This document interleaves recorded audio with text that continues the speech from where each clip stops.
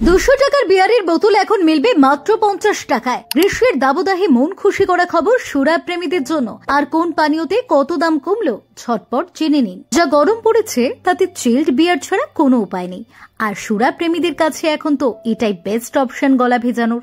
তবে এবার গ্রীষ্মের তাপে বিয়ার প্রেমীদের জন্য এলো বড় সুখবর। ভারত ও ব্রিটেনের মধ্যে স্বাক্ষরিত মুক্ত বাণিজ্য চুক্তি তথা এফটিএ এর ফলে ব্রিটিশ বিয়ারের উপর আমদানি শুল্ক 150% থেকে কমিয়ে 75% করা হয়েছে। ফলে যে ব্রিটিশ বিয়ারের বোতল এতদিন 200 টাকায় মিলত তা এখন পাওয়া যাবে মাত্র 50 টাকায়। সেই সঙ্গে কেন্দ্রীয় সরকার ব্রিটিশ স্কচের ওপর থেকেও আগের তুলনায় ট্যাক্স অনেকটাই কমিয়ে দিয়েছে।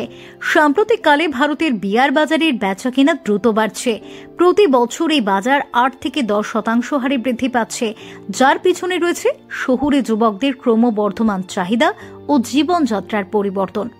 কিংফিশার, বাডওয়াইজার, হাইনেকেন, কার্লসবার্গ এবং ভারতীয় ক্রাফট ব্র্যান্ড বিরা 91 এর মতো ব্র্যান্ডগুলি বাজারে রাজত্ব করছে।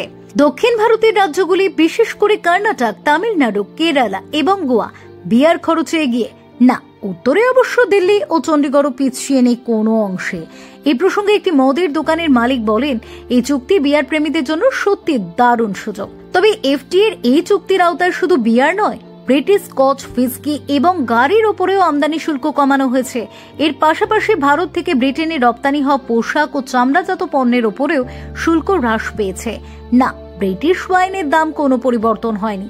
এমনকি দুগ্ধজাত পণ্য, আপেল, পনির, ওটস, পশু ও উদ্ভিজ্জ তেল জাতীয় কৃষি পণ্যগুলির ওপর ভারত কোনো আমদানি শুল্ক কমাবে না বলেও জানা গিয়েছে।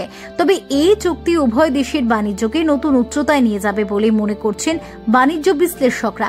যাই হোক, গ্রীষ্মের এই মরশুমে বিয়ার প্রেমীরা কিন্তু সাশ্রয়ী মূল্যে তাদের প্রিয় পানীয় উপভোগ করতে পারবেন, যা তাদের জন্য নিঃসন্দেহে একটি উৎসবের মতো।